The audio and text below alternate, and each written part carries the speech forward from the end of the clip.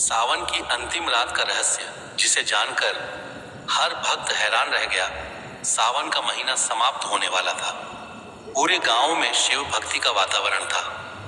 मंदिरों में घंटियों की आवाज गूंज रही थी और हर तरफ हर हर महादेव के जयकारे सुनाई दे रहे थे।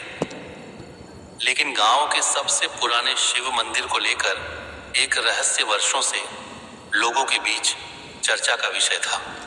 कहा जाता था कि सावन की अंतिम रात, आधी रात के बाद मंदिर में कुछ ऐसा होता है जिसे जिसने भी देखा वह जीवन भर उसे भूल नहीं पाया। गांव के बुजुर्ग कहते थे, उस रात मंदिर में कोई साधारण घटना नहीं होती, लेकिन हर किसी को उसे देखने का अधिकार भी नहीं होता। लोग इसे सिर्फ पुरानी मान्यता समझते थे, मगर उस साल जो हुआ उसने पूरे गांव को हैरान कर दिया। गांव में रघुनाथ नाम का एक साधारण किसान रहता था।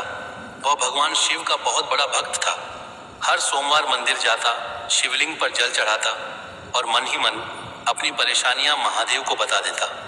उसकी सबसे बड़ी चिंता थी उसकी बूढ़ी माँ की तबीयत और घर की आर्थिक स्थिति। सावन की अंतिम शाम रघुनाथ मंदिर पहुंचा। मंदिर लगभग खाली था। पुजारी जी पूजा समाप्त करके घर जाने की तैयारी कर रहे थे। रघुनाथ ने पूछा, पंडित जी, आज मंदिर इतनी जल्दी बंद हो जाएगा?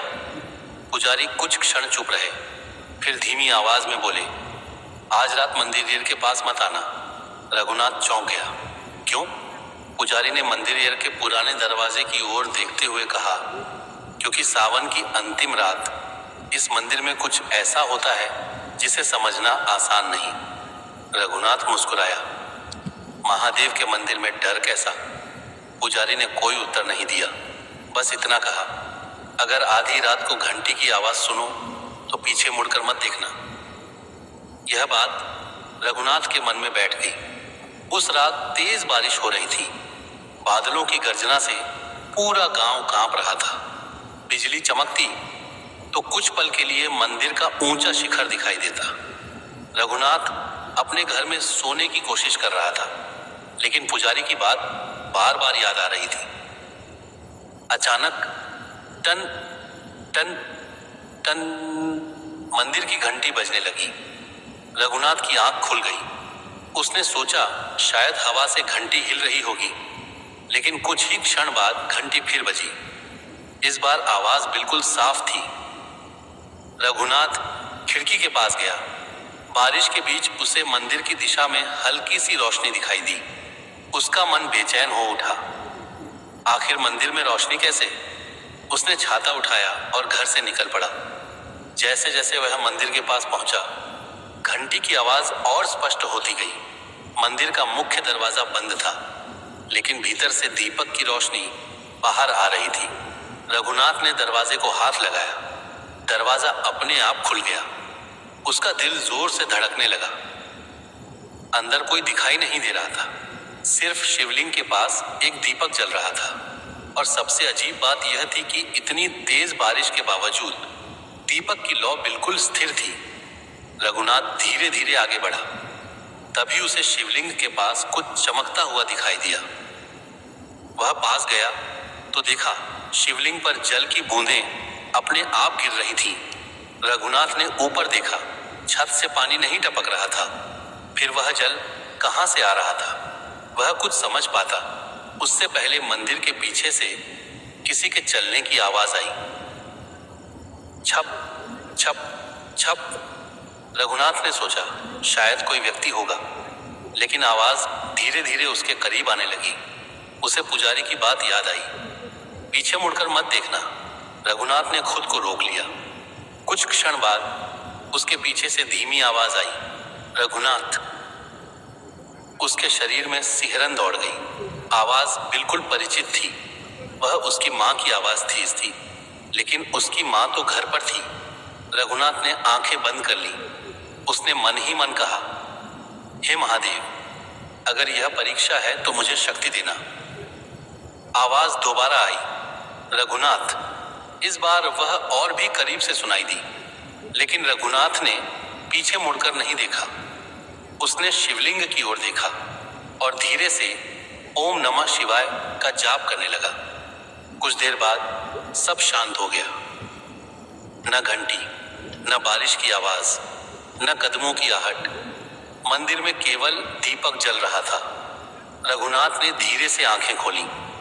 उसे शिवलिंग के सामने एक छोटी सी पत्थर की पटिया दिखाई दी जो पहले वहां नहीं थी।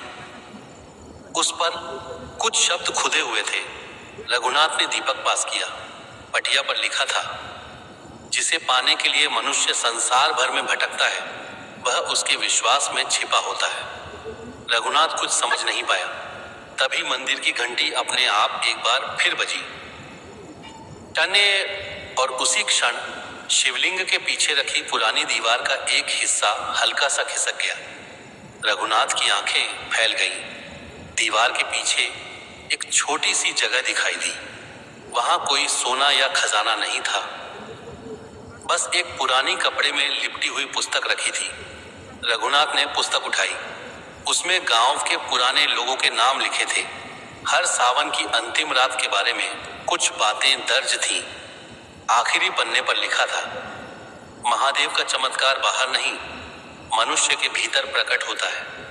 जो इस रात भय के बजाय विश्वास को चुनता है, उसे अपने जीवन का उत्तर मिल जाता है। रघुनाथ की आंखें नम हो गईं।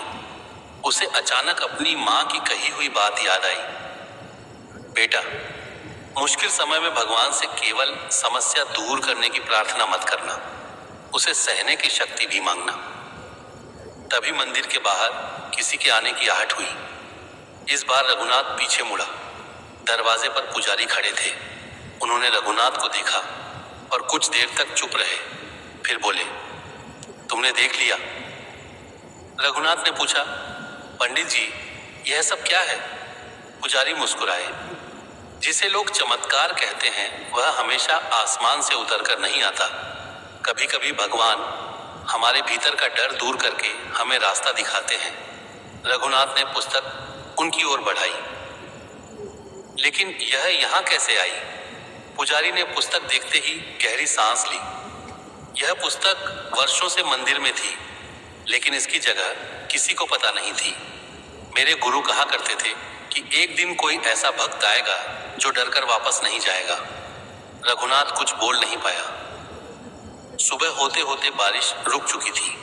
जब गांव वाले मंदिर पहुंचे तो उन्होंने देखा कि मंदिर के बाहर की मिट्टी पर केवल रघुनाथ के पैरों के निशान थे, लेकिन मंदिर के अंदर शिवलिंग के पास जल से एक छोटा सा त्रिशूल बना हुआ था। यह देखकर पूरा गांव स्तब्ध रह गया। उस दिन रघुनाथ ने किसी से रात की पूरी घटना नहीं बताई, बस इतना कहा, सावन की अंतिम रात का रहस्य यह नहीं कि मंदिर में क्या दिखाई दिया। रहस्य यह है कि उस रात मेरे भीतर का डर खत्म हो गया। कुछ दिनों बाद रघुनाथ की मां की तबीयत में सुधार होने लगा। खेत में भी अच्छी फसल हुई। धीरे धीरे उसके घर की परेशानियां कम होने लगी। लेकिन रघुनाथ हमेशा एक बात कहता था, महादेव ने मुझे धन नहीं दिया, कोई चमत्कारी वस्तु नहीं दी, उन्होंने मुझे विश्वास दिया, और विश्वास मिल जाए तो इंसान मुश्किल रास्तों पर भी चल सकता है। कहते हैं उस घटना के बाद भी सावन की अंतिम रात मंदिर की घंटी कभी कभी अपने आप बजती थी। लेकिन गांव के बुजुर्ग आज भी कहते हैं, उस आवाज से डरना मत, शायद वह तुम्हें याद दिलाने आती है कि अंधेरी रात के बाद सुबह जरूर होती है। और शायद यही उस रात का सबसे बड़ा रहस्य था। महादेव बाहर कहीं नहीं खोजे जा सकते। सच्ची श्रद्धा, विश्वास और अच्छे कर्मों में उनकी अनुभूति होती है। याद रखिए, जहां डर खत्म होता है वहीं विश्वास की शुरुआत होती है, और जहां विश्वास होता है वहां महादेव का नाम ही सबसे बड़ा सहारा बन जाता है। ऐसे ही और कहानी और कथा सुनने के लिए हमारे चैनल को लाइक, शेयर, फॉलो और सब्सक्राइब करें। धन्यवाद।